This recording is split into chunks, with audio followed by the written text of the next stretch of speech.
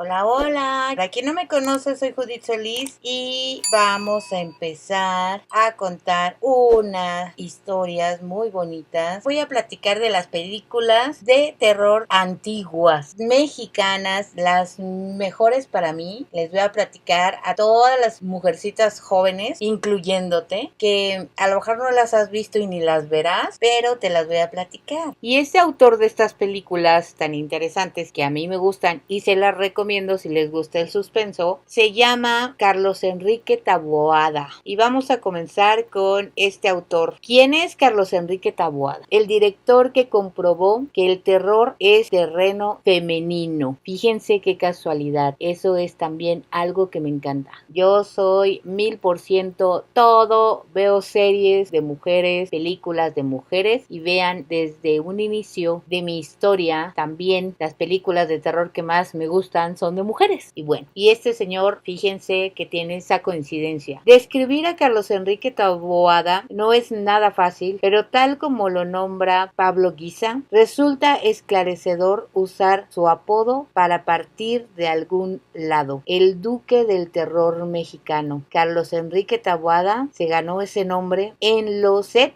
en una época en la que los códigos formales de la vestimenta estaban ya bastante relajados. Taboada llegaba siempre a grabar con saco y corbata, elegantísimo. El mote despectivo de Duque del Terror le valió más tarde el reconocimiento que siempre mereció. Taboada nunca fue un director popular, ni con el público, ni con sus colegas, ni en la taquilla. No fue hasta que sus películas fueron transmitidas sin cesar en la televisión que realmente se volvieron populares. Pablo Guisa distingue al Duque como el director de cine de terror más importante que ha existido en México, con una visión muy salida y adelantada a su época. Taboada experimentó con formatos, personajes y técnicas que en retrospectiva lo situaron como un pionero en este país. El Duque no dirigió nunca películas paranormales, no dirigió películas de monstruos ni historias del diablo o exorcismos, los cuales ya eran bastante populares en su época. Él se abstuvo a contar historias con narrativas y estructuras del terror muy clásicas, pero no necesariamente anticuadas. En el cine de Carlos Enrique Taboada, todas sus protagonistas son mujeres, todos sus antagonistas son mujeres, todos los personajes relevantes y que aportan algo interesante a la historia son mujeres. Los hombres no aportan nada y en realidad son personajes muy tontos, cuenta Pablo en el libro Taboada. Adrián García Bogliano hace hincapié en que haríamos muy mal en mirar y juzgar al Duque de Terror desde un personaje simplista si analizamos mal a sus personajes femeninos. Las mujeres de Taboada no son crime queens inofensivas a quienes se debe perseguir y aniquilar, como las películas gringas. Hago aquí un paréntesis. En la película Más negro que la noche de 1975, las chicas no son castigadas por el fantasma de la despiadada tía Porfiriana porque se han portado mal. No es un castigo moral el que persigue a sus personajes femeninos, sino la represión de las antiguas costumbres. La mujer es, sin pensar demasiado, quien representa la vida por medio de la maternidad y también la representa a través del deseo sexual. Las mujeres de Taboada son jóvenes con deseos a flor de piel o niñas que a punto de convertirse en mujeres cuestionan los esquemas que las rodean y las subyugan, asegura García en el texto. Podríamos decir que el cine de terror para Taboada es, en definitiva, el terreno de lo femenino y no de lo masculino. Como erróneamente se piensa a este género, las mujeres en sus películas son seres que luchan contra la imposición de lo racional y las reglas para dar paso a lo instintivo y lo sentimental. Tomemos el caso de Kitty en Hasta el viento tiene miedo, quien hace una increíble escena de striptease striptease frente a sus compañeras de internado. Su libertad emocional abre paso a lo incomprendido, lo oculto y lo que causa terror. La fórmula perfecta. Hay que recordar que Taboada, en principio, era historiador. Dio clases de historia en el Instituto Renacimiento a señoritas y jovencitas. Cuando escribe Hasta el viento tiene miedo, tiene una sensibilidad distinta a los demás escritores de terror porque conoce con cercanía a las mujeres y además a las jóvenes. Era, en definitiva, un director que estaba sensibilizado con lo que sucedía en la época y los miedos de las nuevas generaciones. Otra de las características que representa mejor a Taboada fue su trabajo con niños. Los niños siempre son creepy. Desde Freud dijo que son criaturas perversas, pues al público le dan ternura y resulta profundamente siniestro que de pronto se vuelvan malos. Y sí, aquí hago otro paréntesis, porque a la verdad sí causa bastante, como que te saca de onda que un niño se comporte como con maldad, ¿no? Taboada tenía un gran entendimiento de los géneros literarios en su conjunto, no solo en el cine de terror. Agregó la inspiración, los cuentos infantiles que históricamente son cuentos de terror, los hermanos Grimm, Agatha Christie, Arthur Conan,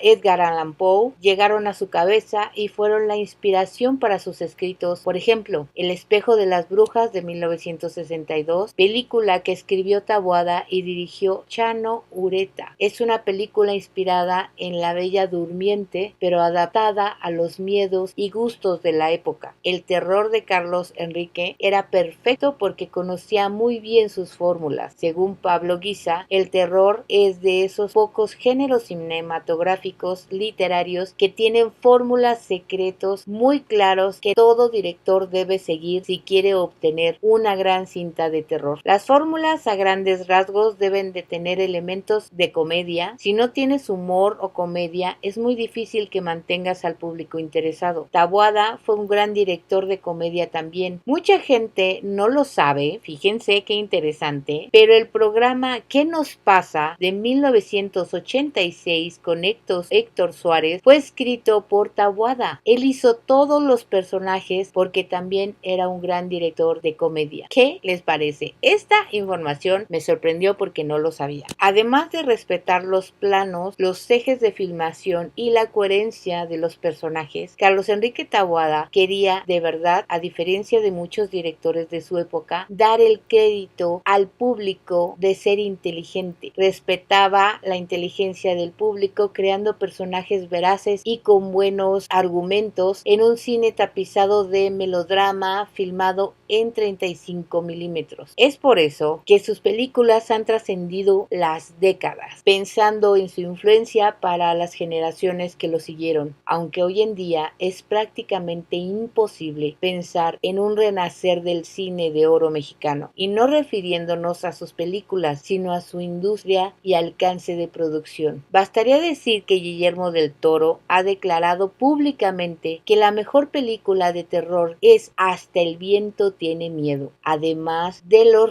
remakes de 3 de sus películas de su tetralogía de terror. Y es precisamente, otro paréntesis, las que les voy a enseñar. El auge y la conexión emocional de este director mexicano no son suficientes. En París, cuenta Pablo, recibió el reconocimiento del director de la Cinemateca, exclamando: Carlos Enrique Taboada es el eslabón perdido del cine mexicano. Es el que conecta con El vampiro en 1957 de Fernando Méndez y con Guillermo del Toro. Esto no deja duda del ingenio, la creatividad y la elegancia sin límites de este director mexicano para contar historias trascendentes de terror. ¿Qué les pareció? Esta es la historia nada más de las películas de quien vamos a hablar. Para mí, las mejores películas de terror, de suspenso en México, para mí, estas son. Y a quien le guste el terror y no ha visto estas películas porque son antiguas, pues les voy a dar ¿Por qué tienen que verlas? Y pues vamos de la más antigua y nos vamos siguiendo por las demás, ¿ok?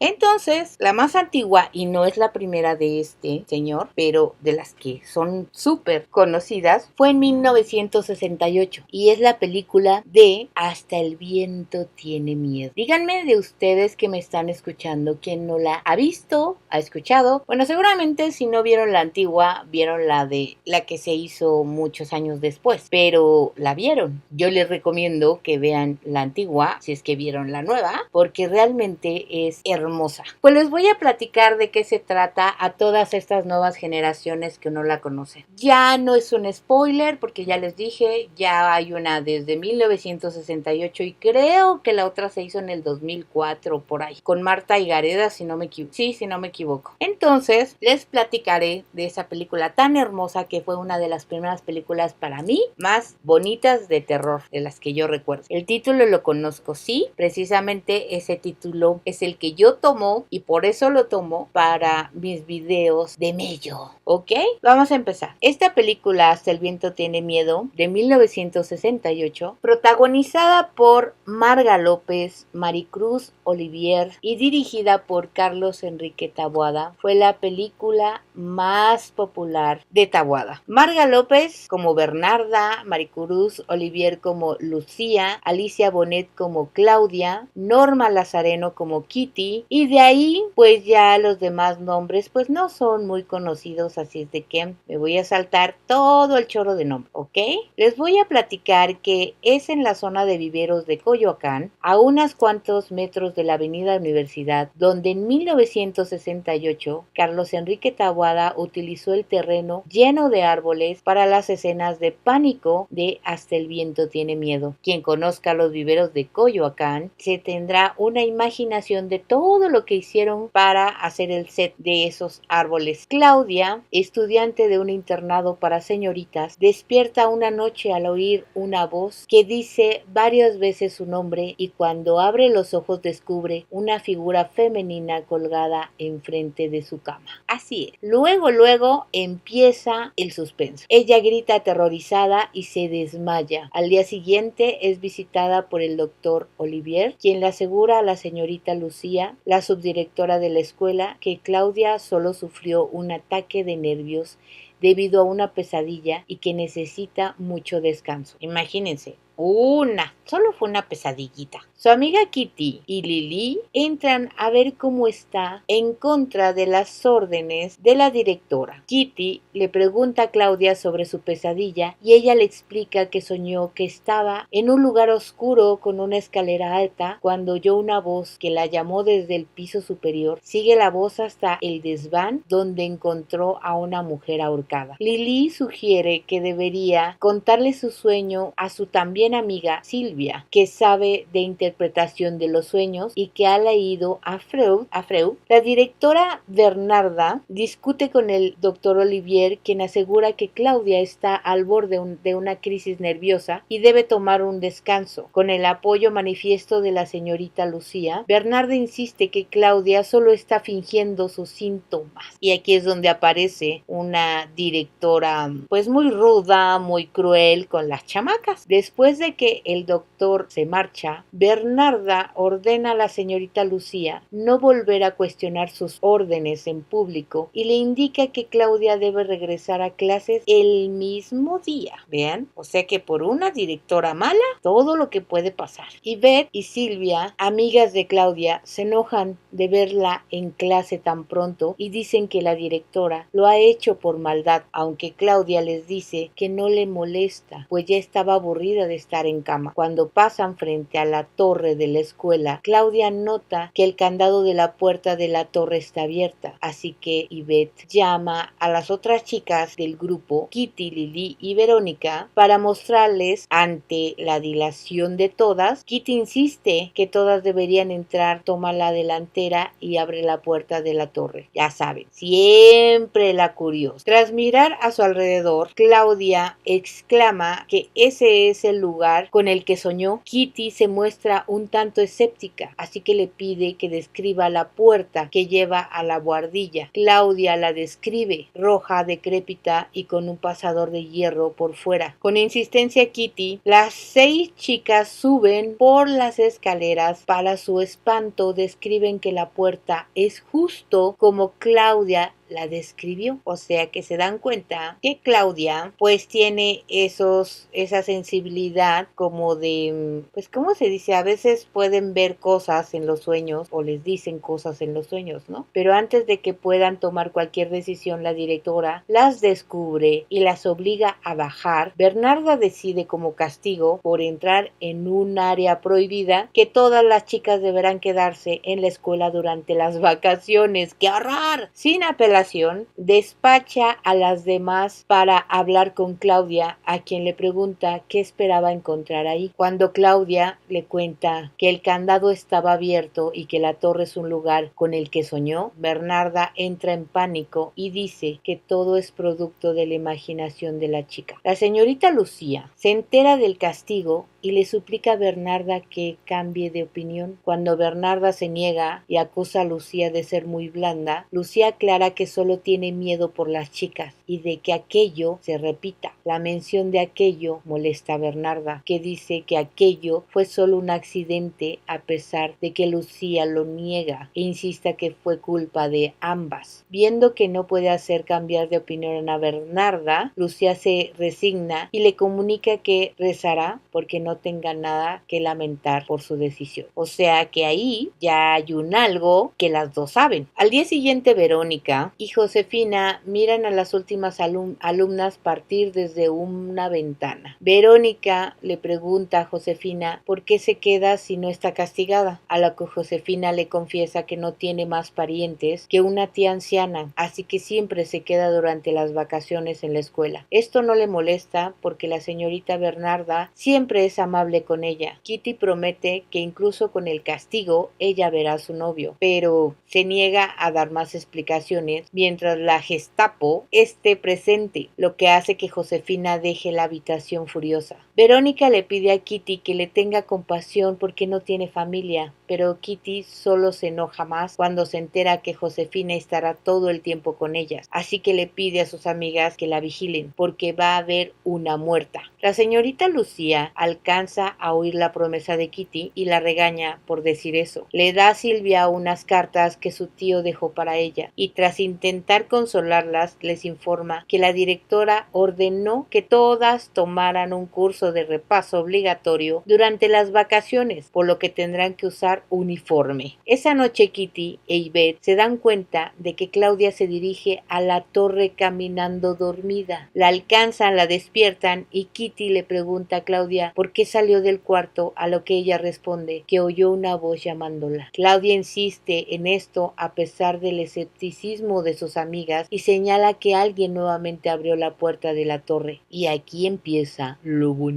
Kitty decide investigar, pero la puerta se cierra en su cara antes de que pueda entrar a la torre, y aunque trata de racionalizar diciendo que el viento cerró la puerta, Claudia le informa a sus amigas que alguien la cerró por dentro y que esa persona las observa desde la buhardilla. Y ahí empezamos choco chocón, ¿no? Y no empiecen a temblar, ¿eh? No empiecen a temblar. ¿Siguen ahí? ¿Siguen ahí? Ok. Y Beth y Kitty efectivamente ven a alguien en la ventana. Salen corriendo, aunque tienen que llevarse a Claudia a la fuerza. De regreso en la habitación, le cuentan a todas que vieron a una chica de cabello largo, muy linda, mirándolas desde la ventana más alta. A la mañana siguiente, la señorita Bernarda le confisca a Kitty una foto de su novio. La chica molesta decide entrar a la oficina de la directora en la noche para recuperarla, pero descubre una foto de la chica que vieron en la ventana de la torre en el mismo cajón. A la mañana siguiente, cuando Kitty se entrega por el robo, la señorita Lucía les revela que la foto es de Andrea Ferrán, una exalumna del colegio, pero se pone muy nerviosa y se va cuando Claudia concluye acertadamente que Andrea está muerta.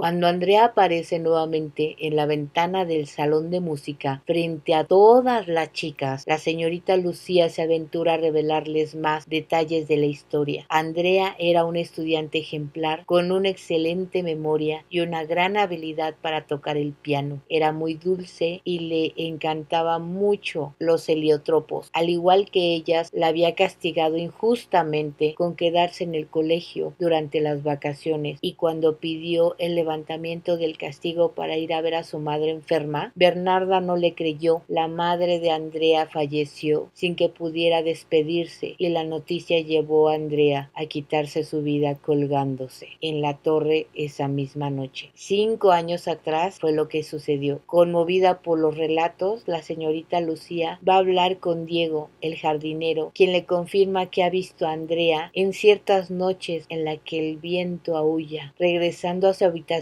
después de la conversación, Lucía finalmente ve a Andrea. En la mañana le insiste a Bernarda que vio a la alumna fallecida y que deben alejar a las estudiantes del internado antes de que ocurra algo malo, pero Bernarda se limita a decirle a Lucía que puede irse si lo desea, pero que las estudiantes se quedan. Esa noche, Claudia por fin logra llegar hasta la guardilla, donde la impresión de ver lo que parece ser un cadáver de Andrea colgando del techo es tan grande que se recuesta contra una baranda carcomida y cae al vacío. Sí, se cayó Claudia. Cuando Kitty, regresando de verse con Armando, las directoras y Diego llegan, Diego dice que Claudia está muerta. El cadáver es trasladado a la capilla del colegio a la espera de los padres de Claudia. Atormentada por el suceso, Bernarda entra a rezar, pero Claudia inesperadamente se levanta durante la oración como si nada le hubiera pasado. El doctor Olivier, que la revisa la mañana siguiente, confirma que no tiene fracturas ni luxaciones. La señorita Lucía señala que se ve bien aunque ausente, pero otra sorpresa ocurre a la hora de clase, que continúan a pesar de todo lo ocurrido. Claudia, quien hasta entonces había sido una estudiante mediocre, repentinamente se destaca mucho académicamente. Toca fluidamente piezas de Chopin cuando antes no podía tocar una melodía simple en el piano, y conoce muchos detalles de la vida en el colegio 5 años atrás. Lucía nota todo esto aterrorizada, pero Bernarda actúa como si nada estuviera pasando y opta por expulsar a Claudia cuando la descubre en el salón de música a deshoras. Claudia no se opone a la decisión, limitándose a agradecerle a Bernarda por permitirle pasar una última noche en el colegio. Esa noche las luces fallan. Lucía llega a la habitación de Bernarda muy trastornada, insistiéndole que la deje acompañarla durante la noche porque teme por su vida, pero unos sollozos fantasmales interrumpen la conversación. A pesar de las advertencias de Lucía, Bernarda decide salir a investigar el ruido ella sola y descubre a Claudia dirigiéndose a la torre. Cuando llega a la guardilla, Andrea sale de entre las sombras con una soga en las manos contra Bernarda, y para hacerla pagar por su castigo injusto y también por su muerte, y Bernarda, aterrorizada e incapaz de defenderse de ella, muere atacada por Andrea. Lucía por su parte despierta a las estudiantes y les pide ir con ella a la torre, donde alcanzan a escuchar un grito. Lucía entra a la guardilla, donde Claudia se está despertando de un desmayo. Varias semanas después, durante el periodo de vacaciones siguiente, el doctor Olivier llegó a felicitar a Lucía porque la Junta ha ratificado el nombramiento de ella como directora y por lo cambiado que se siente el ambiente de la institución. Discuten el veredicto de la policía sobre la muerte de Bernarda. Fue suicidio, cosa que no sorprende al doctor, pero que parece dejar insatisfecha a Lucía. A pesar del escepticismo del doctor, Lucía dice que el veredicto es apropiado porque nadie creería los hechos. Lo único que tiene sentido para ella, dado que Claudia recuperó su antigua personalidad después de esa noche y no recuerda nada de lo que pasó en los días que pasaron en su caída y la muerte de Bernarda. Durante el siguiente periodo escolar, Diego se encuentra a Claudia mirando el torreón con temor. Cuando ella le reclama que no ha puesto el candado, Diego le dice que no es necesario porque ninguna de ustedes va a volver a entrar y nadie va a volver a salir. Claudia confiesa que siempre que pasa teme volver a ver a Andrea en alguna de las ventanas, pero Diego la tranquiliza diciendo que ahora Andrea ya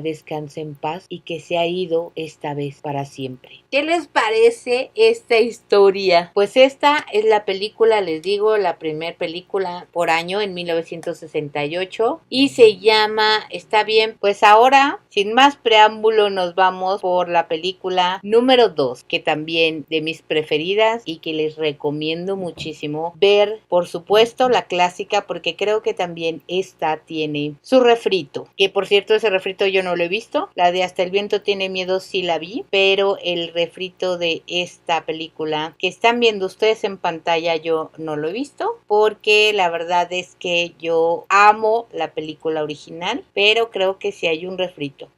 Pero antes de que nos vayamos a esta película, quiero decirles que hay que comentar lo que maneja el autor, de lo que les estoy diciendo, de lo fantástico de esta película, es que pues no necesariamente muestra ni a la ahorcada, porque lo que hace es como poner la sombra, porque no se ve explícitamente. Cuando se ve por la ventana el rostro de la chica, pues no se ve así un cadáver horrible, se ve realmente, pues se ve como la chica, pero pues lo que te hace pensar es que obviamente era una muerta, ¿no? Y por eso todas se espantan, pero la verdad es que el sonido que ponen las películas, por eso se llama Hasta el viento tiene miedo, porque realmente hay como una tormenta y se escucha el silbar del viento. Y yo la verdad, alguna vez en la vida real, si han estado o en algún lugar donde hace mucho viento, y tienen una ventana a medio cerrar, pueden escuchar ese aullido del viento, que la verdad es lo que me hace recordar esta película. Esta película es la que me dejó traumada por ese, no me da miedo, pero la verdad es que me la recuerda mucho ese ruido del viento, no sé si ustedes lo han sentido, pero también pues es interesante, ¿no? El manejo que tiene, pues al fin de cuentas fue una posesión de un espíritu en pena, de un alma en pena sobre otra chava, ¿no? Pero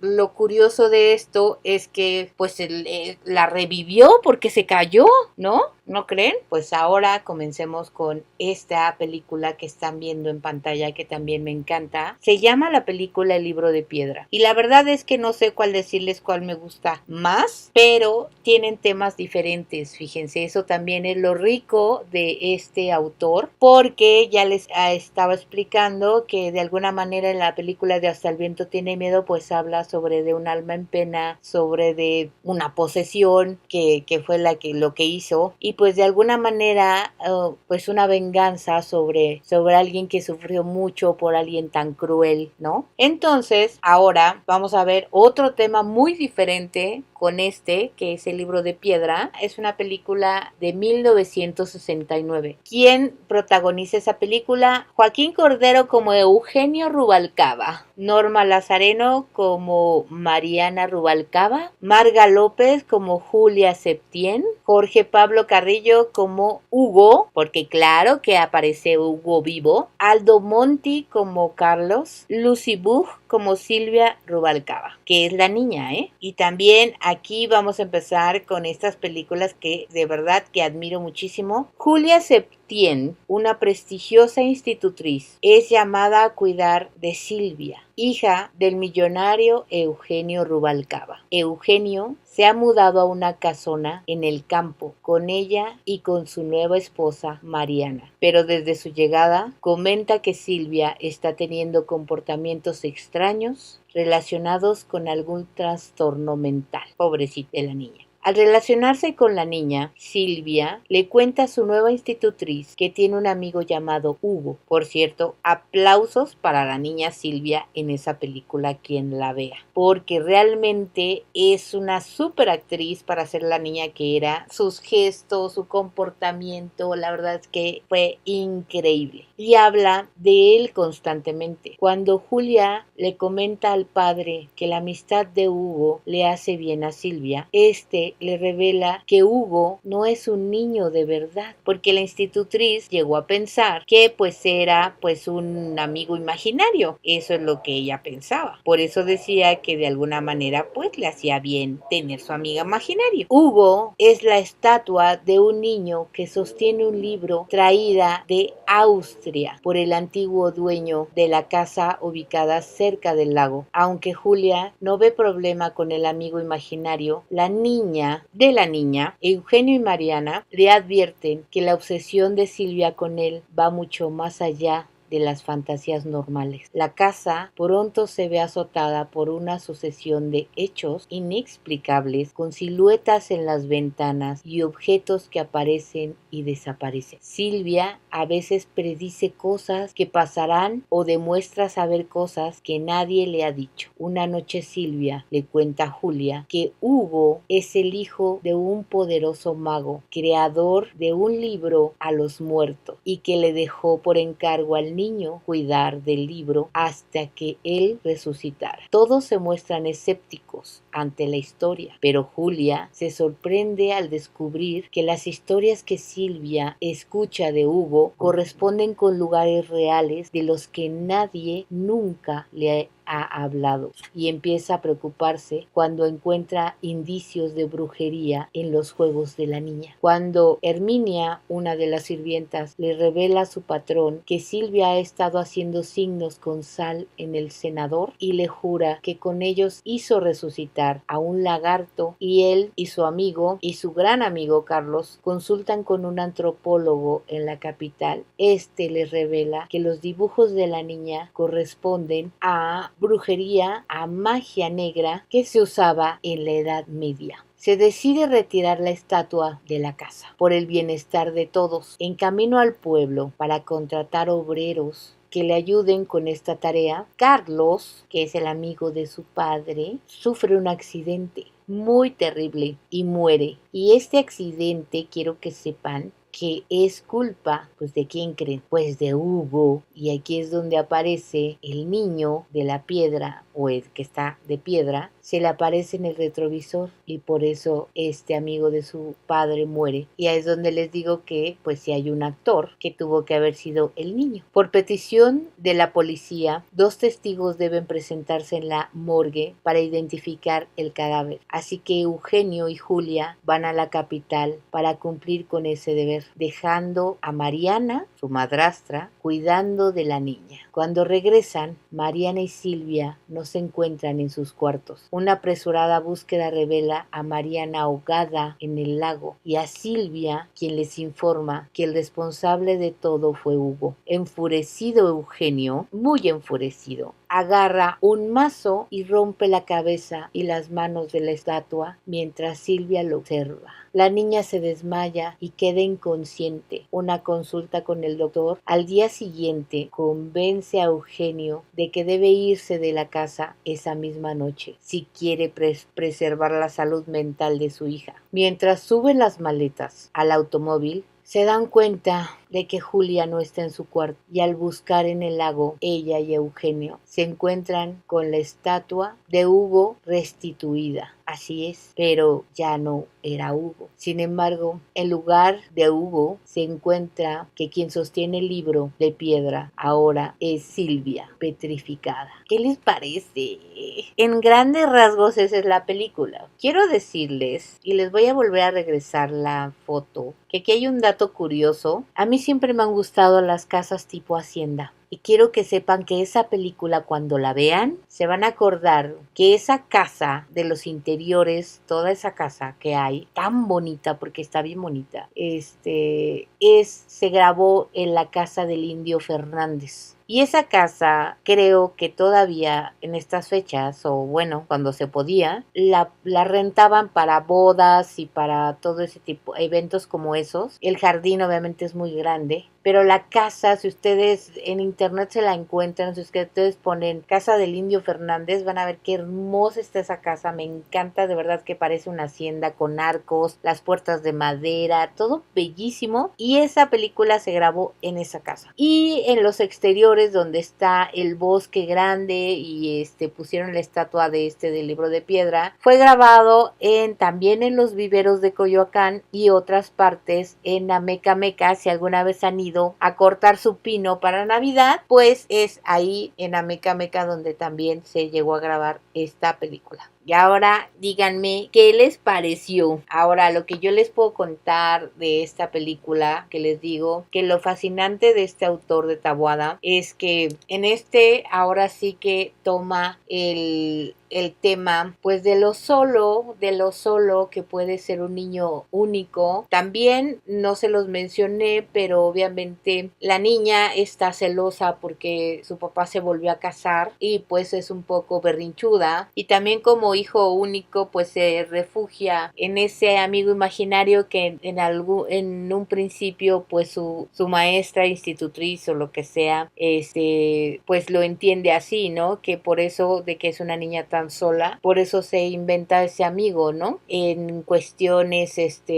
pues fantásticas, de terror, pues él ya maneja la brujería, esto de la santería con los signos que utiliza, y pues esto del libro de los muertos que mencionan, que pues no siempre quiere decir uno con el otro, no siempre combina uno con el otro, pero pues se supone que otro dato curioso, el vudú, exactamente, Carmen, gracias. Un dato curioso es que se decía que Taboada tenía dotes de hipnotizar, y resulta que iban a matar al lagarto para que después pusieran uno vivo. Entonces se supone que eso es lo que iban a hacer en esta película, a matar al lagarto, porque se supone que después lo iban a revivir y pues iba a estar muerto un lagarto muerto y un lagarto vivo. Ajá, exactamente, Carmen. Pues porque la niña también en la película utiliza a muñecas para meterle alfileres, precisamente porque no le gustaba a su madrastra. Entonces les digo que esto iba a pasar con el lagarto, y entonces dicen que Taboada les dijo no,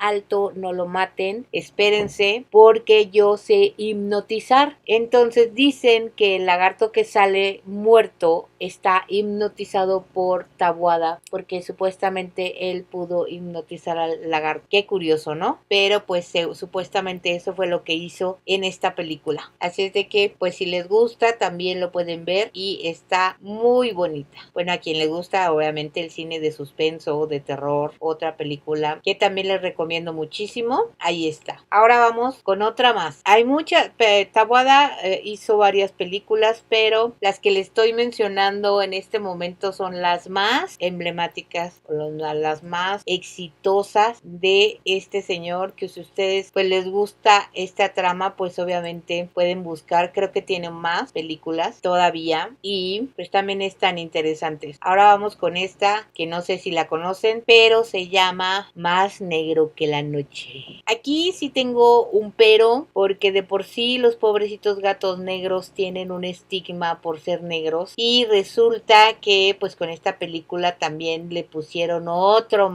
estrellita a los gatos negros, y qué feo, ¿no? Porque pues no, los gatos negros son hermosos y nada que ver con esto de que sean malos o diabólicos o caso por el estilo. Pero bueno, son creencias. Pues bueno, empecemos. Más negro que la noche es una película de 1975. Esta película, otra vez protagonistas mujeres: Claudia Islas como Ofelia, Susana Dos Amantes como Aurora, Elena Rojo como Pilar, Lucía Méndez Marta, Julián Pastor como Pedro, Alicia Palacio Sofía, Pedro Armendáriz Jr. como Roberto, Tamara Garina tía Susana, y Enrique Pontón, el abogado. Y aquí empecemos. Resulta que una suertuda, que es Claudia Islas, que se llama Ofelia, hereda la enorme casa de su tía Susana. Tras la repentina muerte de esta, y ella y otras 3 amigas se mudan a la casona con la intención de vivir tranquilamente. Sin embargo, la única condición para mantener esta herencia es que cuiden a Becker, así se llama el gato negro de su tía. Creencias, dice Carmen, exactamente, porque los gatitos son muy bonitos de cualquier color. El gato negro de la fallecida tía. Por desgracia, el amor que la vieja mujer tenía por dicho animal parece trascender la tumba, pues extraños sucesos comenzaron a ocurrirles a las jóvenes cada vez que el gato se mira en peligro. Y exactamente, pues porque no a todo el mundo le gustan los gatos. La película además comienza de una forma envolvente, presentándonos a la tía Susana, aunque nunca de cuerpo entero, sino únicamente enseñando parte de ella y a su gato Becker. Exactamente, la película te deja ver como las manos y las piernas como en una mecedora o no sé si silla de ruedas, y el gato sí lo pone en completo. Presenta la muerte de la anciana al final de estas escenas. Esta ocurre de una manera bastante explícita, pero no por la forma que fallece, sino por la reacción del gato al ver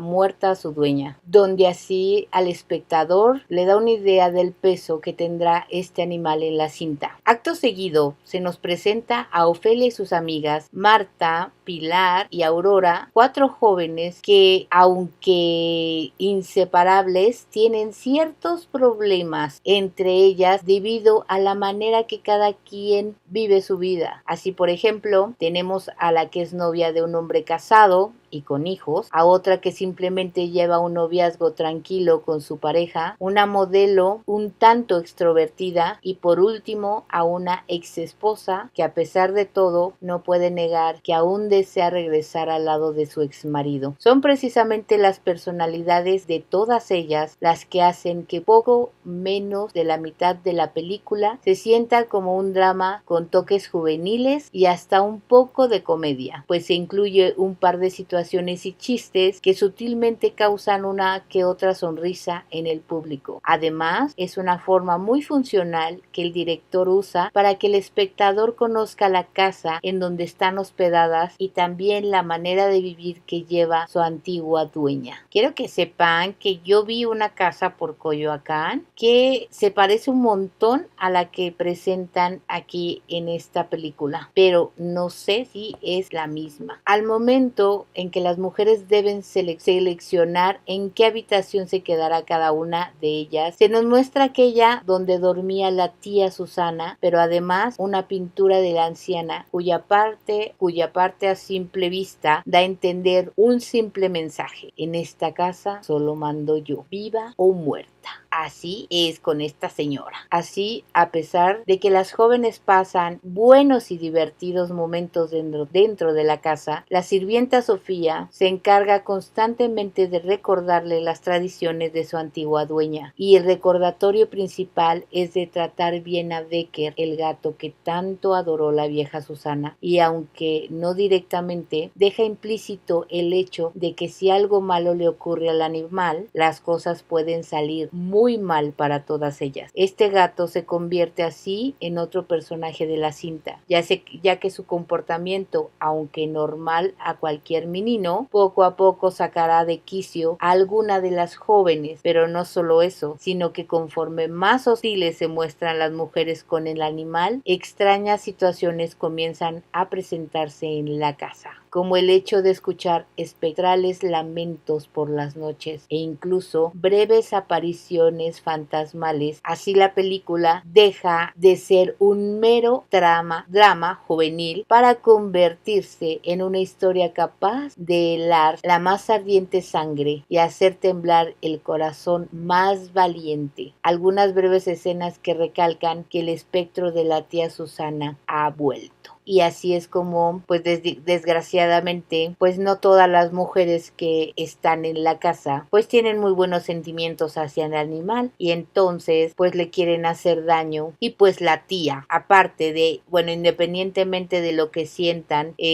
por el animal pues también no son tan buenas personitas, ¿no? Porque pues te desquitas con un animalito que no te hizo nada, pues obviamente yo creo que más que nada eso es lo que quiso decir la película, ¿no creen? Que pues también si eres capaz de hacerle algo al animalito pues también no eres tan buena personita. Entonces pues reciben su castigo una por una de las que le hicieron daño al gatito y así es como muestra esta película con el fantasma de la tía vengativa y pues también de alguna manera la única que tiene un poco más de escrúpulos y de su forma de comportarse pues era su sobrina, precisamente es la que mejor se comporta. ¿Cómo ven? ¿Qué les pareció esta película? Les voy a contar datos curiosos de esta película también y dicen que para encontrar a Becker el director colocó un anuncio en el periódico listando las características que necesitaba para encontrar al gato que interpretaría dicho filme. Entre lo esencial que buscaba era un gato negro. El gato que interpretó a Becker fue seleccionado debido a que saltaba a los brazos y se acurrucaba en las piernas de su dueña. Por eso le gustó al director. Taboada intentó hipnotizar al gato también igual que al lagarto de que les platiqué, pero resulta que con el gato no pudo. Al parecer los gatos son actores complicados ya que no es fácil adiestrar a comparación de los perros. La historia se desarrolla en la Ciudad de México utilizando una casona antigua para quedar perfecta con la lúgubre tema. La imagen femenina que se proyectó en la película fue totalmente libre y sin etiquetas. Las 4 jóvenes son independientes y feministas, un aspecto que se aplaudió al director. Lo notable de Más negro que la noche fue la creación de los escenarios y tomas en donde los tonos negros, rojo y gris se hacen parte de la historia para crear terror. O sea, la verdad es por eso que les digo que siento que son películas más de suspenso que de terror y por eso pues son muy buenas también para la gente que no le gusta estar viendo ese tipo de maquillaje tan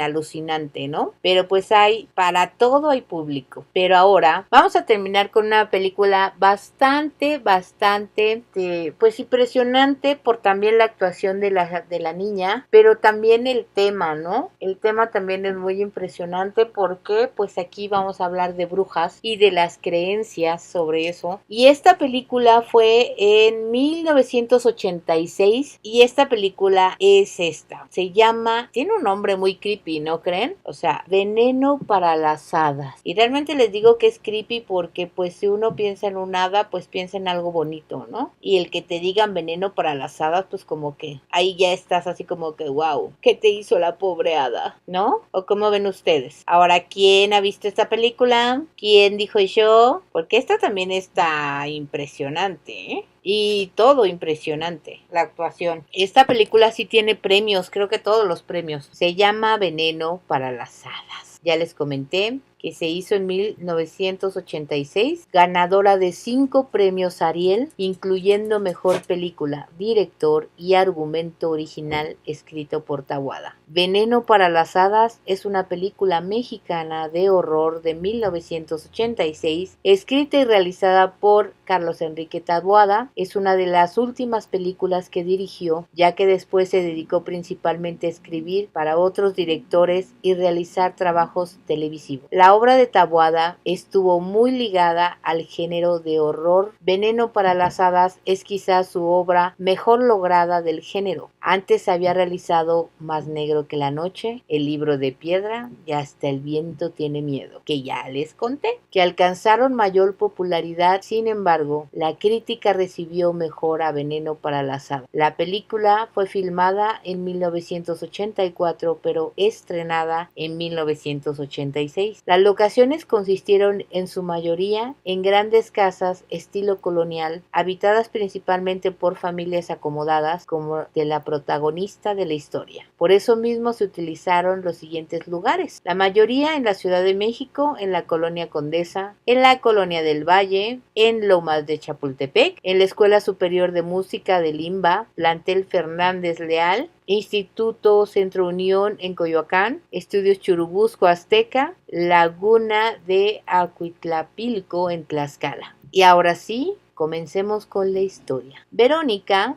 es una niña huérfana que vive en una villa en ruinas con su abuela inválida y su niñera supersticiosa. La niñera llena la mente de Verónica con siniestras historias de bruja, que ella insiste que son reales. En lugar de asustarse, Verónica suele consolarse con esas historias, imaginándose ella misma como una bruja, para sentirse más poderosa que las niñas de su escuela parroquial, que se burlan de ella y la condenan al ostracismo por su extrañeza. La tímida y solitaria Flavia, que proviene de una familia muy rica, llega como nueva alumna. Verónica envidia la riqueza material de Flavia, así como a sus cariñosos padres. Con la esperanza de impresionar a Flavia, Verónica presume de ser una bruja de verdad que puede hacer que ocurra todo lo que quiera. Flavia, quien ha sido criada como atea, se muestra escéptica ante las afirmaciones de Verónica, pero también temerosa. Para convencerla, Verónica se atribuye el mérito de una serie de extrañas coincidencias, diciéndole a Flavia que las ha provocado con magia negra. Todo cambia, sin embargo, una vez que el maleficio que lanza sobre la profesora de piano de Flavia da sus frutos. En lugar de enviarla a un lugar lejano, la mujer muere. Pero estamos de acuerdo que,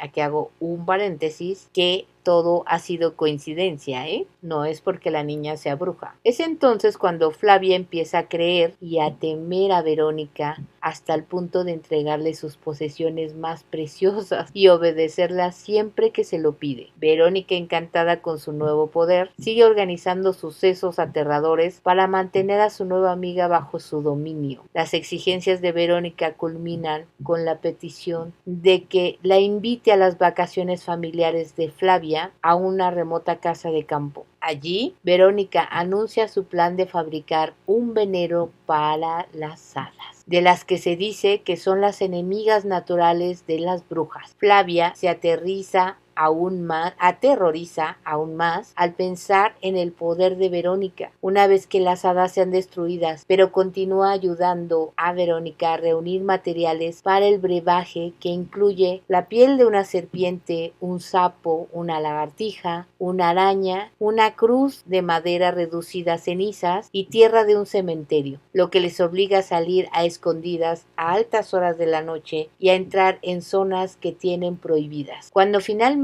las atrapan, Flavia les cuenta sus planes a sus padres, que la reprenden con severidad y les dicen que las brujas no son reales. Como castigo y para reafirmar su control sobre Flavia, Verónica le exige a Flavia otra despiadada prueba de lealtad. En este caso es que entregue a su querido perro Hippie y le dice que su plan continuará, temiendo que las brujas le saquen los ojos. Flavia renuncia a su querida mascota. El control que Verónica ejerce sobre Flavia ha llegado a un punto crítico, pero aún hay tiempo para romperlo. Cuando Verónica se encuentra en la parte alta del establo del rancho preparando el veneno para las hadas y Flavia está en la parte de abajo observándola, la sombra de Verónica se convierte en una bruja ante los ojos de la incrédula Flavia. Sea que pues Flavia ya estaba súper ya pues ya bien metida en la creencia de que sí, ¿no? Pero bueno, a pesar del terror, quita la escalera y dejando caer una vela encendida sobre un montón de paja, prende fuego al establo. Su padre le había contado anteriormente que en la antigüedad las brujas eran quemadas en la hoguera. Entonces toma a su pequeño perro y se aleja del establo. Al escuchar el sonido del fuego y ver el humo que emana de la parte baja del establo, Verónica comienza a gritar aterrada y a rogar por su ayuda a su amiga ante su inminente aterrador final, mientras Flavia contempla la escena desde afuera sonriendo con satisfacción. Esta película película es particularmente interesante por estar filmada casi en su totalidad desde el punto de vista de las dos niñas. La posición de cámara se mantiene al nivel de los ojos de las niñas y los encuadres impiden que veamos a los adultos que aparecen en la historia en su totalidad, escuchándolos como voces fuera de cuadro o dando la espalda al espectador. La terrorífica escena de veneno para las hadas, que fue realmente paranormal, o sea que sí ocurrió y está grabada, es un fenómeno que ocurrió en la película con una muñeca que creo que fue la foto que les enseñé, la segunda foto. Esta escena la presentó un programa, pero creo que fueron varios programas donde pasan esa escena de la muñeca. La muñeca mueve la cabeza como si volteara sola. Puede ser que si le encontramos alguna explicación, puede ser que a lo mejor pues la cabeza de la muñeca esté muy pesada y se voltea solita por el mismo peso, porque se supone que su mamá agarra la muñeca y se la quita de los brazos, porque se supone que es una muñeca de esas de porcelana y se la quita para que no la rompa mientras duerme. Entonces cuando la jala la mamá hacia ella, la muñeca se ve que voltea la cabeza, y eso es lo que dicen que esa es la escena de terror. ¿Cómo ven? Juno, así se llamará la película. Ok, ándale, por jugar con fuego, ¿eh? Así es, pues esta película les digo que sorprende mucho por las creencias. Volvamos a lo que les digo de las creencias. O sea, la niña Flavia, ¿no? ¿Se llamaba Flavia? Sí, la niña Flavia, pues sí, lo único que he escuchado son las supersticiones de su nana, y ella le dice que las brujas existen y le hacen entender esto. Como niño uno tiene mucha imaginación, muchísima. Entonces, pues obviamente la niña también se quería defender de un bullying que le estaban haciendo a ella, pues no la aceptaban en un grupo, no la aceptaban en el grupo, la veían extraña o rara. Entonces, pues ella de alguna manera se creó esa defensa creyéndose la fantasía de que ella era una bruja. Y entonces, pues también los bulleados, pues también, ¿no? Agarras al otro débil, a otro más débil que tú, que fue la otra niña, y pues tratando de también hacerle bullying y atemorizarla. Pero lo malo aquí es que el valiente vive hasta que el cobarde quiere, ¿no? Y entonces, pues eso le pasó a Flavia con la otra niña, porque pues también con las creencias de la otra niña, que le dijo su padre que a las brujas se mueren con fuego, y pues obviamente ella creyó que estaba haciendo lo correcto al matar a una bruja, ¿no creen? Por eso su sonrisa al estar quemando pues a la que siempre se dijo ser bruja. Y pues eso es lo malo, miren, por estar jugando a sus fantasías de lo que creen, hasta dónde pueden llegar, hasta dónde pueden llegar esas creencias. Pero pues también es una película muy interesante, ¿no les parece? ¿O ustedes qué creen? ¿Qué les pareció el tema de hoy? Díganme. Las que no la conocen, las vean, valen mucho la pena. Yo solo les conté el resumen de las películas, pero realmente pues verla, ver todo el escenario y toda la película, la verdad vale mucho la pena que las vean si ustedes quieren pasarse con palomitas y una noche muy entretenida o una tarde muy entretenida. Muchas gracias por acompañarme, de verdad, y que tengan bonita noche, mucha luz y bendiciones, y nos vemos hasta la próxima. Adiós.